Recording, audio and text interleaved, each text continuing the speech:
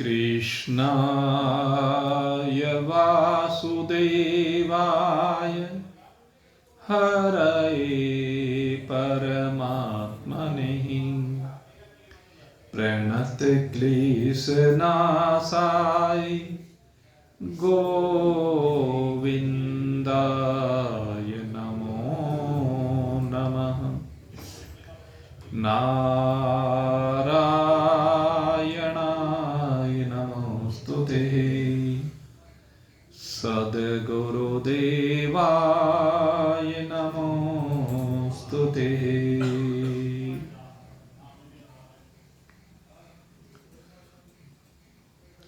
सर्वज्ञ सर्वांतर्यामी घट घट वासी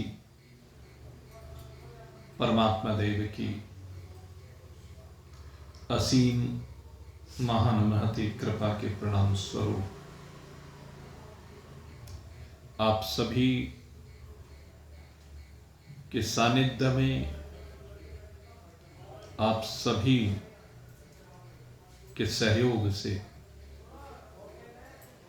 एक पारिवारिक, सामाजिक, धार्मिक, जो भी आप नाम दें, वह यज्ञ भली प्रकार से निर्विघ्न परिपूर्ण हुआ, जिसके लिए हम परमात्मा देव का और आप सभी सत्संगी साथियों का हृदय से धन्यवाद करते हैं, क्योंकि आप सबके हाथ हमारे साथ जुड़े तभी ये यज्ञ परिपूर्ण हुआ। आप सबका प्रेम नित्य निरंतर हमारे साथ बना हुआ है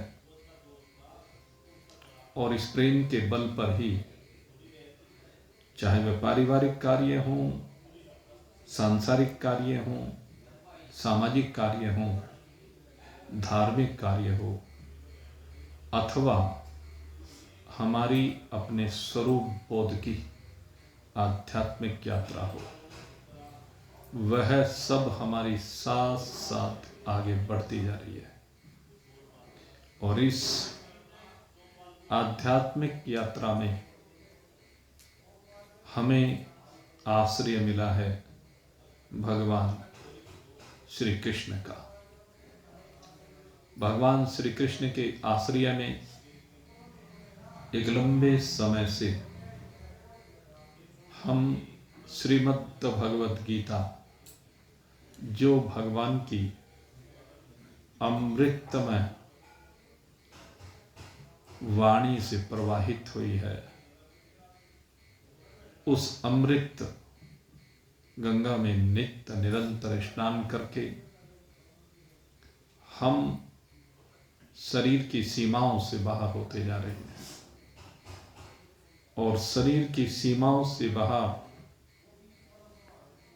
अपने आत्म भाव में धीरे धीरे धीरे विराजमानता होती जा रही है।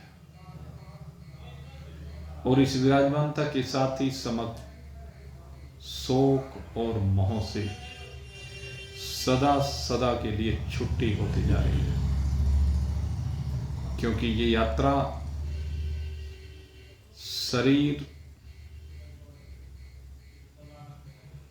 की सीमाओं से बाहर निकालकर अपनी आत्मा की यात्रा है, आत्मा की परमात्मा के साथ मिलन की यात्रा है, परमात्मा की उपलब्धि की यात्रा है। और परमात्मा आनंद स्वरूप है। वेद भगवान कहते हैं आनंदो वै ब्रह्म, कि ब्रह्म का जो स्वरूप है वह आनंद स्वरूप है। ये आनंद स्वरूपता ही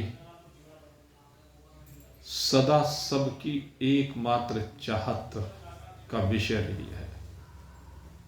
इस आनंदता को प्राप्त करने के लिए ही अनेकानेक शरीरों में बैठ करके अनेकानेक बार जीवों ने यात्राएं की हैं, लेकिन इस आनंद के स्थान पर सांसारिक अनुकूलताओं की प्राप्ति मात्र में ही ये भटक जाता है। लेकिन जब जीवन में किसी सद्गुरु का प्रवेश होता है तो सद्गुरु के प्रवेश होने के उपरांत ही हमें मालूम होता है कि जो संसार की अनुकूलताएं हैं ये सब तो विनाशी हैं, ये सब क्षणभंगुर हैं, परिवर्तनशील हैं, और जिन अनुकूलताओं को हम प्राप्त करना चाहते हैं वे तो भाई छूटेंगी सब चीजें, उनमें से कोई भी साथ जाने वाला नहीं है। तदुपरांत महान पुरुष समझाते हैं कि तू इनकी सीमाओं से बाहर निकल, क्योंकि जब तक तू सीमाओं में बंधा हुआ है तब तक उस वास्तविक आनंद को प्राप्त नहीं कर सकता है। वास्तविक आनंद तो तेरे अपने स्वरूप का आनंद है, तेरे अपने उस परमात्मा का आनंद है जो तेरे रोम रोम में वास करता है, जो तेरे घट घट में बसा हुआ है। वास्तविक आनंद उसी परमात्मा में है, उससे विलग कोई दूसरा आनंद है ही नहीं। बाकी सब तो उस आनंद की छाया से ही हमें प्रतीत मात्र हो रहे हैं। इसलिए महान पुरुष कहते हैं कि अब तू इस छाया से बाहर निकल। छाया माया रूपी है, छाया का कोई अस्तित्व होता नहीं है, छाया कभी टिकती नहीं है, ये अस्थिर है, ये चंचला है, ये परिवर्तनशील है। इसलिए छाया के भ्रम में मत फंस। छाया में तुझे आनंद मिल ही नहीं सकता, क्योंकि आनंद है ही नहीं। इसलिए इस मायावी छाया के आश्रय का परित्याग करके अपनी वास्तविकता परमात्मा में आ। अपनी वास्तविकता परमात्मा में जब तू आएगा तभी तुझे सच्चे आनंद के बारे में बोध होगा। भगवान श्री कृष्ण हमें बारंबार इसी ओर ले जा रहे हैं। अर्जुन एक जिज्ञासु है और उस जिज्ञासु का ये सौभाग्य है कि उसे सद्गुरु देव के रूप में स्वयं साक्षात भगवान श्री हरि नारायण कृष्ण रूप में मिल गए हैं। इससे बड़ा सौभाग्य और क्या हो सकता है कि किसी भी जीवात्मा को स्वयं परमात्मा आकर के उपदेश करे। जीव की जिज्ञासाएं अनेक हैं और जब तक उसकी जिज्ञासाओं का समाधान नहीं होता है तब तक वह भटकता रहता है। लेकिन जिस जीव को परमात्मा रूपी सद्गुरु मिल जाए या परमात्मा का कोई प्रतिनिधि, सच्चा प्रतिनिधि मिल जाए, तभी वह जान पाता है कि मेरी वास्तविकता क्या है, तभी उसकी जिज्ञासाओं का समाधान हो पाता है। अर्जुन भी जिज्ञासा ही तो प्रकट करता है। ये गीता जी का 18वां अध्याय जो अंतिम अध्याय है, मोक्ष संन्यास योग, संन्यास और मोक्ष, जिसमें दोनों की चर्चा है।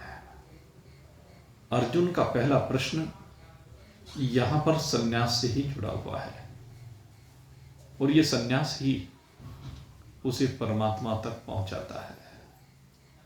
तो अर्जुन का जो प्रश्न है, आइए आज मैं पुनः आपके सन्मुख उस प्रश्न को रख रहा हूं। जिस दिन सत्संग को विश्राम दिया गया था वहां तक हमारा इस 18वें अध्याय का कुछ पाठन हो चुका था, लेकिन आज पुनः कई दिनों के उपरांत आपका सानिध्य मिला है, तो इसलिए एक बार पुनः संक्षिप्त स्मृति कराते हुए हम आगे बढ़ेंगे।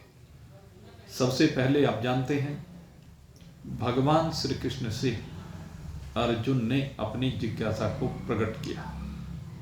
अर्जुन क्या कहता है?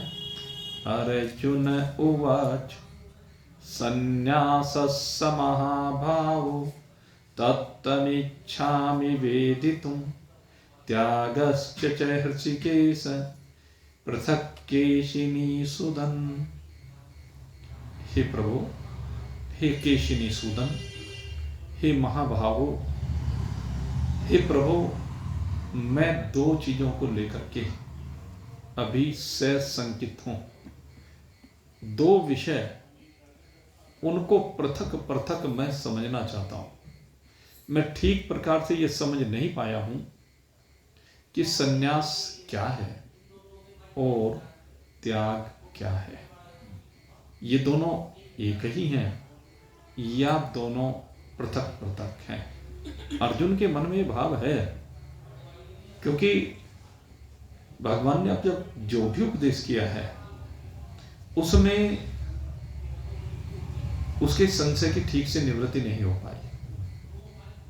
कौन सी चीजें त्याग के अंतर्गत आती हैं और कौन सी संन्यास के अंतर्गत आती हैं, इन दोनों को अर्जुन भली प्रकार से समझना चाहता है कि वास्तव में संन्यास और त्याग दोनों क्या है। क्योंकि इन 17 अध्यायों में भगवान ने इन दोनों को अनेक बार अनेक प्रकार से हमारे सन्मुख रखा हुआ। तो अब भगवान श्री कृष्ण से अर्जुन अपनी जिज्ञासा को प्रकट करता है और इस जिज्ञासा को प्रकट करने के बाद भगवान अब अर्जुन को समझाते हैं। श्री भगवानुवाच काम्यानां कर्मणां न्यासं सन्न्यासं कवयो विदुः सर्वकर्मफलत्यागं प्राहुस्त्यागं विचक्षणः त्याज्यं दोषवदित्तेके कर्म प्राहुर्मनीषिणः यज्ञदान तपः कर्म न त्याज्यमिति चापरिहि। सबसे पहले भगवान संसार के विद्वानों का मत रखते हैं कि विद्वान लोग किस चीज को त्याग समझते हैं, किसको वैराग्य किसको संन्यास समझते हैं। अपने मत को भगवान फिर बाद में स्पष्ट करते हैं। इन दो श्लोकों में भगवान ने कवियों के, विद्वानों के, यानी जो सूक्ष्मदर्शी होते हैं, जो अच्छे महान पुरुष हैं, विद्वान पुरुष हैं, उनकी बात भगवान यहां पर कर रहे हैं कि वे लोग क्या कहते हैं। भगवान को ये सब कहने की आवश्यकता तो थी नहीं। अगर देखा जाए तो सीधे सीधे अपना मत भी रख सकते थे, लेकिन नहीं, भगवान ने पहले सांसारिक विद्वानों के मत को रखा। क्योंकि भगवान जो सांसारिक व्यक्ति हैं, संसार में जो चीजें प्रचलित हैं, उनको भी हमारे सामने रखना चाहते हैं, जिससे कि फिर संसार को लेकर के चर्चा ना हो जाए। क्योंकि हमने महान पुरुषों को देखा, हमने संसार को देखा, और उनको देखने के बाद हमने ये देखा कि बहुत लोग हैं जो सशंकित रहते ही हैं, बार बार सुन भी लेते हैं, लेकिन फिर भी उसी चीज को लेकर के कि संसार में तो इस तरह कहते हैं, फलाना तो इस तरह कहता है, फलाना इस तरह कहता। अध्यात्म के विभिन्न विषयों को लेकर के, धर्म के विभिन्न विषयों को लेकर के, लोक व्यवहार के विषयों को लेकर के, परंपराओं को लेकर के, मतों को लेकर के, पंथ को लेकर के, संप्रदाय को लेकर के, और विभिन्न जिनको हम धर्म कहते हैं उनको लेकर के, अनेकानेक चीजों को लेकर के संसार में बहुत सी मान्यताएं प्रचलित हैं, इसलिए भगवान उन मान्यताओं को भी हमारे सामने रख देना चाहते हैं कि उनमें कोई छूट ना जाए, फिर ये जीव कहीं अटक ना जाए, भटक ना जाए। क्योंकि जब अटकता है तो भटकता है, और अगर कहीं अटकाव ना हो तो फिर भटकाव भी ना हो। अटकाव से ही भटकाव जुड़ा हुआ है। इसलिए भगवान पहले उन परंपराओं को, उन मान्यताओं को जो लोक में प्रचलित हैं, उनको हमारे सन्मुख रख देते हैं। और उन मान्यताओं को रखते हुए अब भगवान क्या कह रहे हैं उस ओर हम चल रहे हैं। उसके बाद भगवान इन मान्यताओं में क्या अधूरापन है, मान्यताएं जो भी हैं वो खराब नहीं है, भगवान किसी का निषेध नहीं करते, लेकिन बताते हैं कि ये मान्यताएं किस प्रकार से अधूरी है, इनमें क्या और ऐड होना चाहिए। वो सब जो मान्यताएं वो तो ठीक है ही, जो ये कवियों और विद्वानों की बात आ रही है, कहते हैं कि ये सब तो ठीक है ही, लेकिन इन सब के अतिरिक्त कुछ बातें और भी हैं जो इसके अंतर्गत आती है, त्याग और संन्यास के अंतर्गत। क्योंकि प्रश्न संन्यास और त्याग को लेकर के है, इसलिए भगवान संन्यास और त्याग को लेकर ही हमारे सामने चर्चा कर रहे हैं। तो भगवान ने सबसे पहले विद्वानों का मत बताते हुए बताया, काम्यानां कर्मणां न्यासम संन्यासम कवयो विदुः। भगवान कहते हैं कि कुछ विद्वान तो ऐसे हैं जो काम्य कर्मों के त्याग के नाम को ही संन्यास कहते हैं, कि हम जो काम्य कर्म होते हैं, कहते हैं उनको छोड़ दें। काम्य कर्म माने इच्छा रखते हुए जो कर्म किए जाते हैं, कामना के साथ जो कर्म किए जाते हैं। और उन कर्मों में क्या होता है, काम्य कर्मों में अगर यदि आप देखें तो दो बातें मुख्य रूप से देखने में मिलती है, और संसार के अधिकांश प्राणी इन्हीं में अटके हुए हैं। दो चीजें संसार में सब चाहते हैं। एक पहली चीज तो यह है कि जो चीज उसे अनुकूल लगती है, जो चीज उसे अच्छी लगती है, जिस चीज से उसे यह लगता है कि मेरा शरीर, मेरा परिवार, मेरी व्यवस्थाएं जिनसे ठीक हो जाएंगी, उनको कहता है वो ईष्ट। उनको हम ईष्ट कहते हैं। ईष्ट माने अपने अनुकूल। तो हम उनकी अभिलाषा करते हैं। सांसारिक प्राणी सभी उन सब वस्तुओं की, उन सब परिस्थितियों की अभिलाषा करता है जो हमें अच्छी लगती है। और दूसरी अभिलाषा उसकी क्या होती है, जो हमें अच्छी नहीं लगती है, कि तो हमारे जीवन में ना आए। जो भी हमारी इच्छा नहीं है, क्यों इच्छा नहीं है, कहने के उससे जो है मेरी परिस्थितियां बदल जाएंगी, उससे मेरी परिस्थितियां प्रतिकूल हो जाएंगी, उससे मुझे कष्ट सहना पड़ेगा, उससे मेरे परिवार को कष्ट सहना पड़ेगा, उससे मुझे दुख होगा। तो उनको कहा जाता अनिष्ट, अनईष्ट, अर्थात जिसकी चाहना नहीं है। तो ये दो चीजें हैं, वो काम्य कर्मों के माध्यम से, यहां काम्य कर्म से भी मतलब है शुभ कर्म, ये कह लीजिए। जो शुभ कर्म जीव करता है, अच्छे कर्म जीव करता है, वो चाहे परोपकार के स्तर पर हो या धार्मिक कर्मकांडों के रूप में हो, पूजा पाठ इत्यादि के रूप में हो, ये दोनों बातें संभव हैं। तो इनमें क्या है कि वो जो परोपकार करता है, उस परोपकार के बदले में यही भावना रहती है कि मेरे जीवन के कष्ट मिट जाए, इस कार्य को करने से मेरे दुख मिट जाए, इस कार्य को करने से मेरा भला हो जाए, जिन चीजों की मेरे जीवन में कमी है वे सब चीजें मुझे मिल जाएं, ये भावना रहती है। तो इनको वो जीवन पर्यंत करना चाहता है। परोपकार के जितने भी काम सामाजिक स्तर पर सामान्यतः ये होते हैं, इनमें किसी गरीब की किसी भी रूप में सहायता कर देना, किसी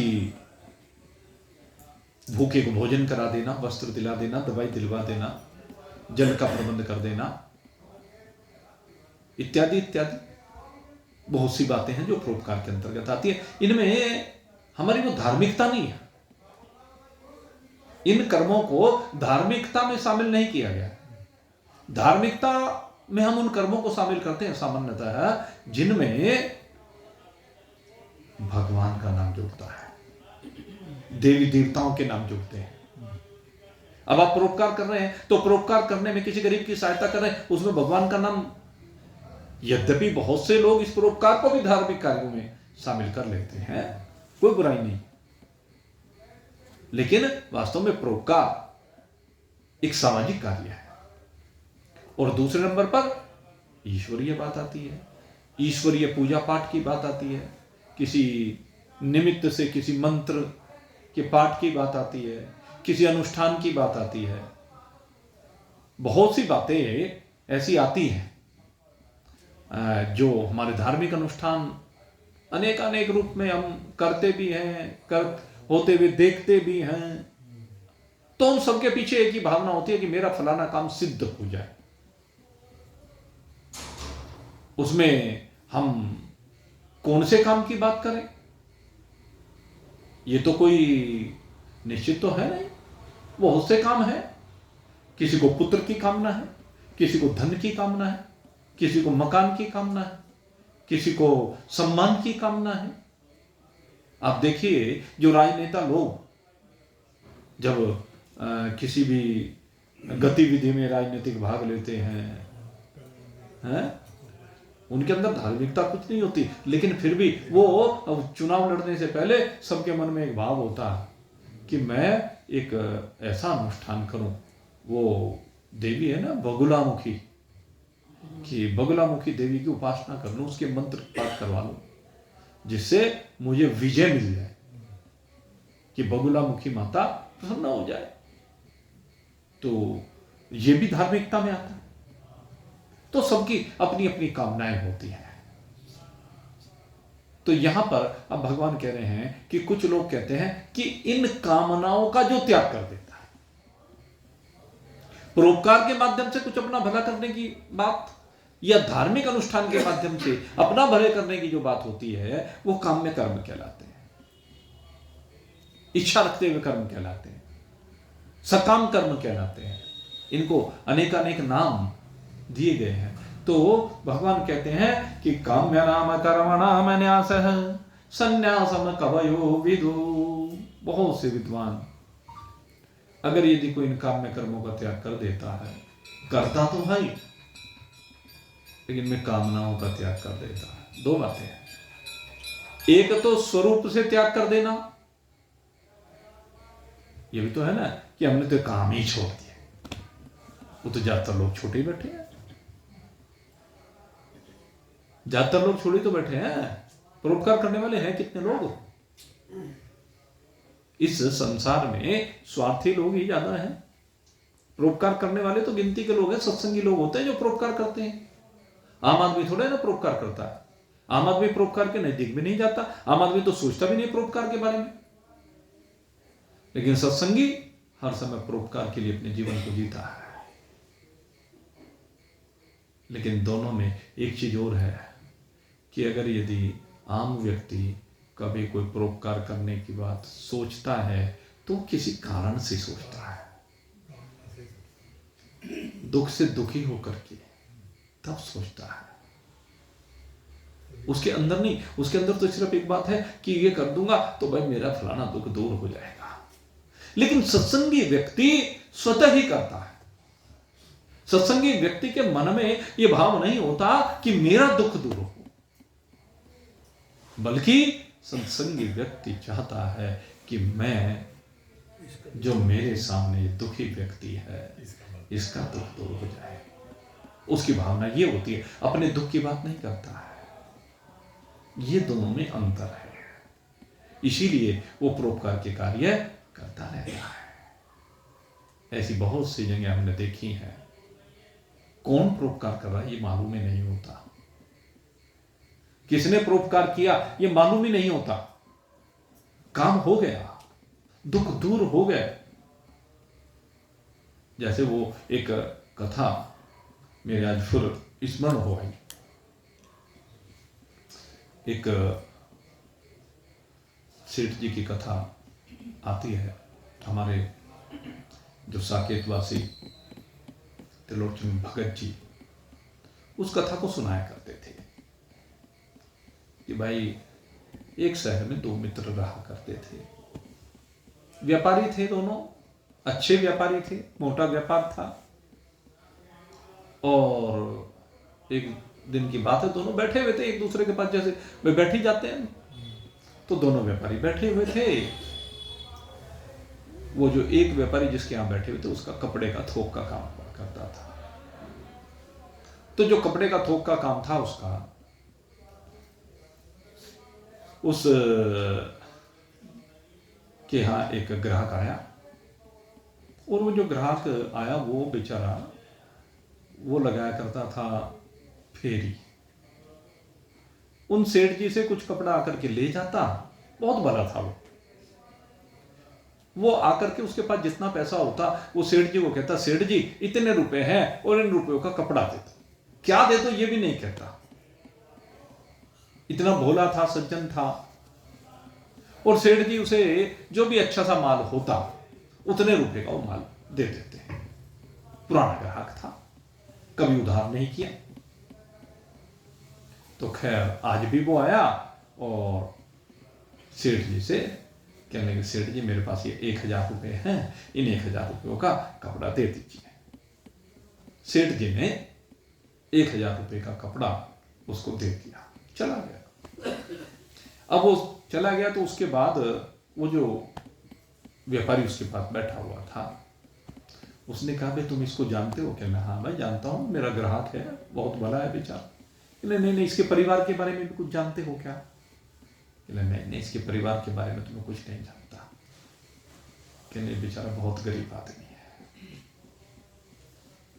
और भला भी बहुत है। कहना भला तो है, इसमें तुम्हें कोई दो राय नहीं मानता। गरीब है ये मुझे नहीं मालूम।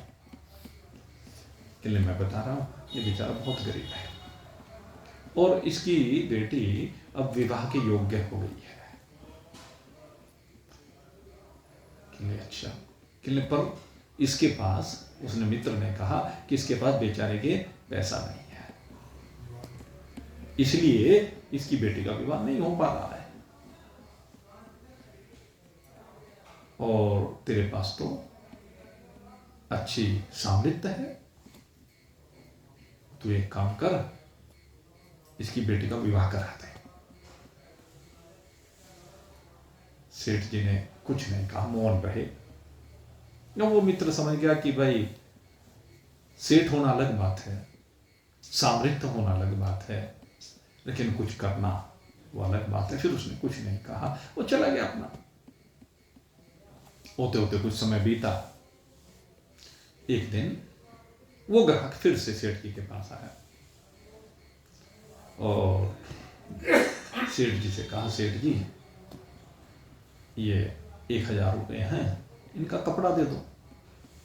कहने लगे हाँ भाई कपड़ा दूंगा, पर आज तेरे मतलब का एक बहुत बढ़िया कपड़ा आ रहा है। कहने जी वो दे दो। कहने चल मैं तेरे को दिखाता हूं। तो ले जाकर के एक गांठ के पास गए, वो गांठ खोल करके दिखाई। कहने देखिए ये कपड़ा है। कहने कैसा है? कहने लगे जी अच्छा है, ये कपड़ा अच्छा है। शायद गेट बंद हो गया, खोला। अच्छा है जी, आप दे दो 1000 रुपए का। कहने लगे नहीं भाई, 1000 रुपए का कपड़ा देने का मन नहीं है, मेरे पास ये 10 गांठें आई हुई है और मैं तेरे से जरा इसका अंदाजा कराना चाहता हूं। तेरे हिसाब से ये एक गांठ कितने रुपए की होगी? नहीं मुझे क्या पता गांठ में कितना माल है, क्या है। कहने नहीं फिर भी जरा सा आइडिया से लेकर के देख। कहने लगे जी होगी एक गांठ 5000 रुपए की। कहले नहीं भाई तू कम बता रहा है। कहले हो सकता है कि सेठ जी ज्यादा की हो। कहले नहीं नहीं और विचार करके देखा। कहले देखो ये मैं क्या विचार करूं, मुझे तो कुछ ज्यादा जानकारी है नहीं, मैं तो जो आप देते हो मैं उसी को अपना बेच करके अपना गुजारा कर लेता हूं। कहले नहीं नहीं आज तो इस गांठ को देख। नहीं देखो मुझे तो ये लगा कि ये 5,000 रुपए का माल होगा, सो मैंने आपको कह दिया 5,000 रुपए का। डिफेक्टेड है, कट पीस में है। कहने लगे हाँ कट पीस में इसलिए 5,000 की है, और अगर यदि फ्रेश हो तो भाई कहले फिर तो पता नहीं क्या भाव होगा। कहले भाई 5,000 तो थोड़े बोल रहा है, तू कुछ और ऊपर बढ़ जा। कहले जी मैं क्या ऊपर बढ़ूं, मुझे कोई लेनी हो तो मैं ऊपर नीचे हूं, बहुत कहा। कहले अच्छा चल तुझे 5,000 रुपए में दे देता हूं। कहले नहीं नहीं सेठ जी मुझे नहीं चाहिए, मुझे तो इसमें से 1,000 का दे दो। अरे मैं दे रहा हूं, एक गांठ 5,000 की और मेरे पास 10 गांठें हैं 50,000 की, तू 50,000 की गांठ ले जा। सेठ जी क्या बात कर रहे हो, मैं 1,000 रुपए का कपड़ा लेने वाला और 50,000 रुपए की गांठें ले जाऊं। कहले हाँ मैं दे रहा हूं, मुझे तेरा विश्वास है, तू चिंता मत कर, बेच देना और दे देना। नहीं नहीं सेठ जी मैंने जिंदगी में उधार नहीं लिया, मैं इस काम को नहीं करूंगा। अरे मैं दे रहा हूं, मुझे तेरे ऊपर विश्वास है, ले जा, ऐसा माल कभी कभी आता है। वो मानने को तैयार नहीं। सेठ जी कहने लगे नहीं मैं तुझे दूंगा ही।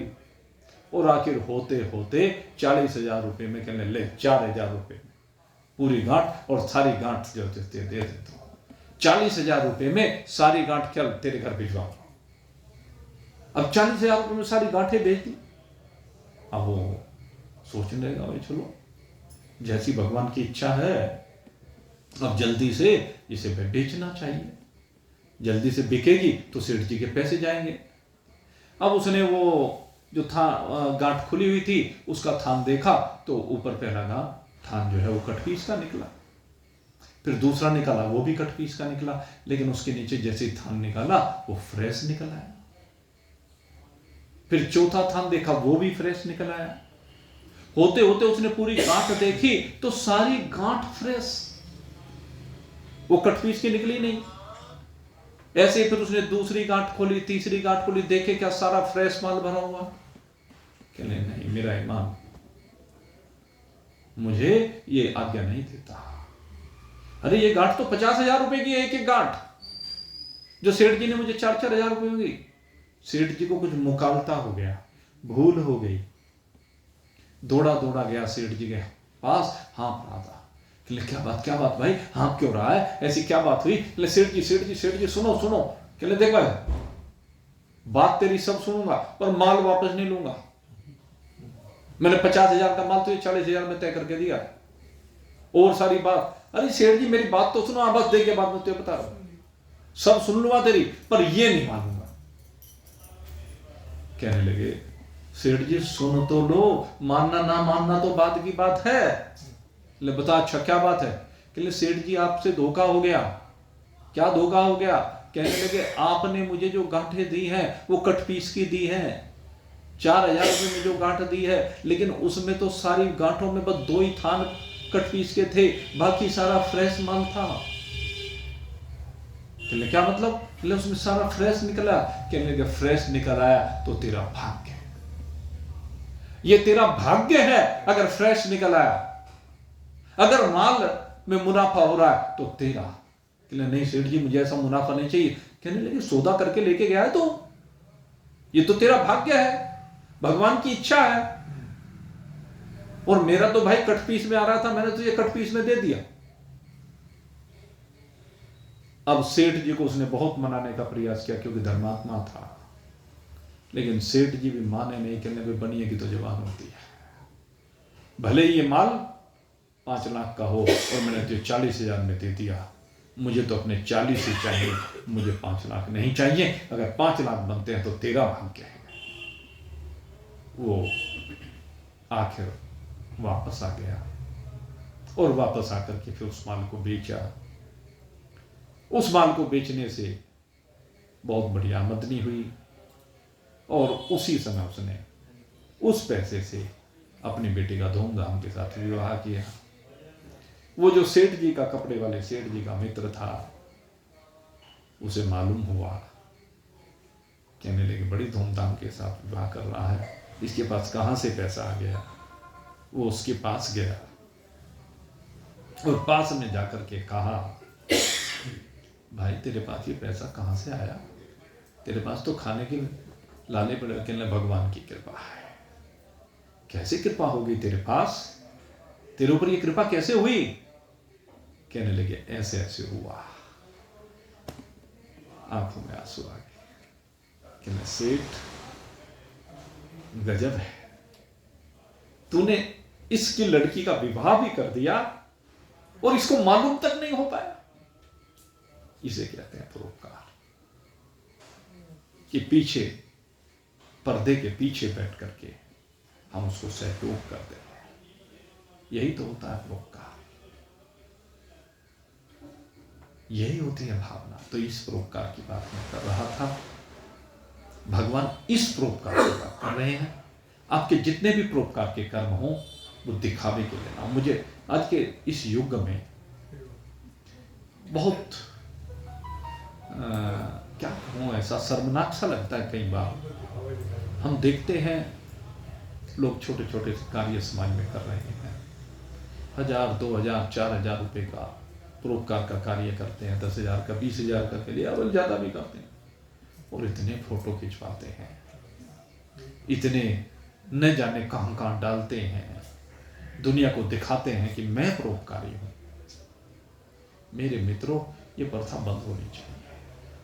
ये बहुत गलत प्रथा है। यद्यपि हमें भी अनेक बार खड़ा होना पड़ता है उन चीजों में, लेकिन मेरे को ये अच्छा नहीं लगता। क्यों? क्योंकि भगवान को ये अच्छा नहीं लगता। भगवान कहते हैं करो, लेकिन पर्दे के पीछे रह करके करो, वो है परोपकार। लेकिन करो जरूर। ये है काम्यनाम कर्मणाम न्यास। कहते यही आपका परोपकार, यही आपका त्याग सन्यास बन जाता है। कोई वस्त्र धारण करने से ही कोई सन्यासी नहीं होता। वास्तविक सन्यासी यह है कि पर्दे के पीछे रह करके, कई बार ग्रुप में भी करना पड़ जाता है, लेकिन दिखावा करने की आवश्यकता नहीं है। जरा एक बार दिखावा करने से पहले हम सोचे तो तुम कर क्या रहा है। हम अपने ऊपर न जाने कितना रुपया खर्च कर देते हैं, उसे भी दिखाते हैं क्या? जो अपने ऊपर खर्च कर देते हैं। लेकिन जितना अपने ऊपर खर्च करते हैं, उसका अगर यदि एक छोटा सा अंश भी हमने समाज के लिए खर्च कर दिया, किसी गरीब के लिए खर्च कर दिया, तो उसका दिखावा कर रहे हैं।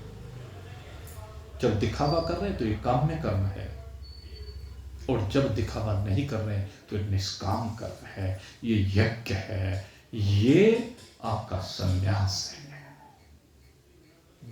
संन्यास माने आसक्ति का त्याग है, संन्यास माने चाहत का त्याग है। कर्म तो हो, गीता जी का यही संदेश तो आखिर में जाकर के, जिस संदेश को हम बार बार कहते आए, बार बार गुनगुनाते आए, कर्म किए जा फल की इच्छा मत कर ए इंसान, कर्म किए जा फल की इच्छा मत कर ए इंसान, जैसा कर्म करेगा वैसा फल देगा भगवान।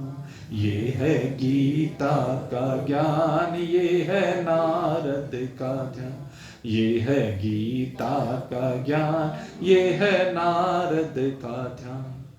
इसमें एक संशोधन हो, कर्म किए जा फल की इच्छा मत कर ए इंसान, जैसा कर्म करेगा वैसा फल देगा भगवान। ये भी चीज नहीं होनी चाहिए इस हमारे सन्यास के अंतर्गत।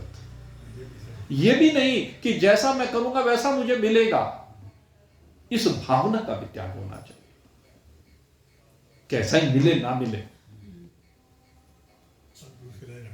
कुछ मिले या ना मिले, भाग्य होना चाहिए। एक पिता अपने पुत्र के लिए अपने सारे जीवन को झोंक देता है। वो अपेक्षा करता है क्या? कि इस बेटे से मुझे ये मिले, चिंतन करो। वो अपेक्षा करता है क्या? कभी अपेक्षा नहीं करता। तो ठीक इसी प्रकार से आप फल की अपेक्षा भगवान से क्यों करते हो? भगवान से फल की अपेक्षा करनी ही नहीं है। वो जो भी करेगा वो जाने। तेरे फूलों से भी प्यार, तेरे कांटों से भी प्यार, जो भी तू भेजे मुझको वही है स्वीकार, मुझको वही है स्वीकार।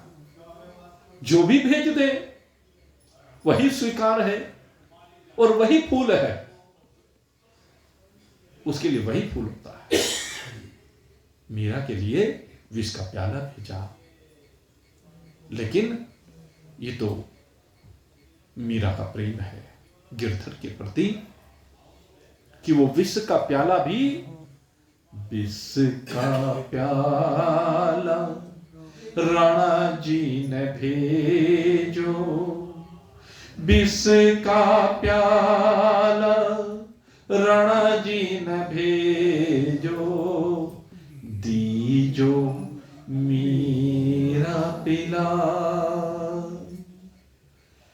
दीजो मीरा पिला, नाय धोय मीरा पीबन लागी, नाय धोय मीरा पीबन लागी, अमृत पायो जाय, मीरा मगन हुई हरि के गुण गाय, मीरा मगन हुई हरि के गुण गाय।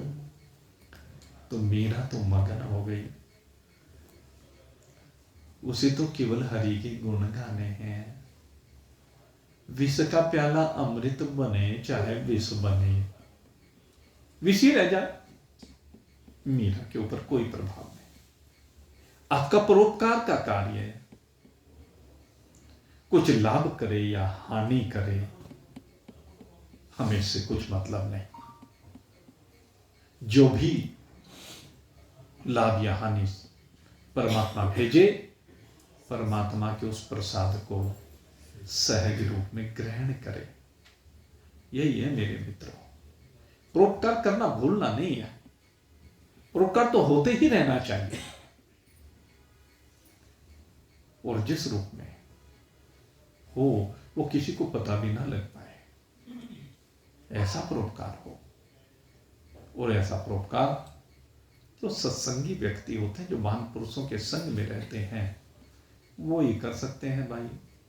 नहीं तो सांसारिक व्यक्ति तो बखान ही बखान करता है, करता कम है बताता ज्यादा है। सांसारिक व्यक्ति की तो ऐसी व्यवस्था होती है। लेकिन आप सत्संगी व्यक्ति हैं, आपके अंदर ऐसे प्रेम के भाव हैं जिसके लिए हम निश्चय ही आप सभी को साधुवाद देते हैं। आप सबके लिए बहुत बहुत शुभकामना करते हुए अब आज के सत्संग को यहीं पर विश्राम दे रहा हूं। और भाई निरंतरता तो बनानी है, लेकिन क्या करें, बीच में अब कल का फिर विघ्न है। विघ्न कहो या सांसारिक कार्य कहो, भाई अपने सत्संगी के यहाँ कल फिर एक कार्य है, इसलिए उसमें जाना जरूरी है। और चूंकि वो सत्संगी भाई बहुत प्रिय है, इसलिए उसके यहाँ तो जाना अनिवार्य है, बहुत लोग जाएंगे। तो परसों से भगवान ने चाहा तो विधिवत रूप से फिर ये सत्संग आगे निरंतर बढ़ेगा। कल का तो विश्राम रहेगा, लेकिन परसों से फिर सत्संग निरंतर जारी रहे, ऐसा हमारा प्रयास रहेगा। आप सबके लिए बहुत बहुत शुभकामना और यहीं पर विश्राम। बोलिए सच्चिदानंद भगवान की।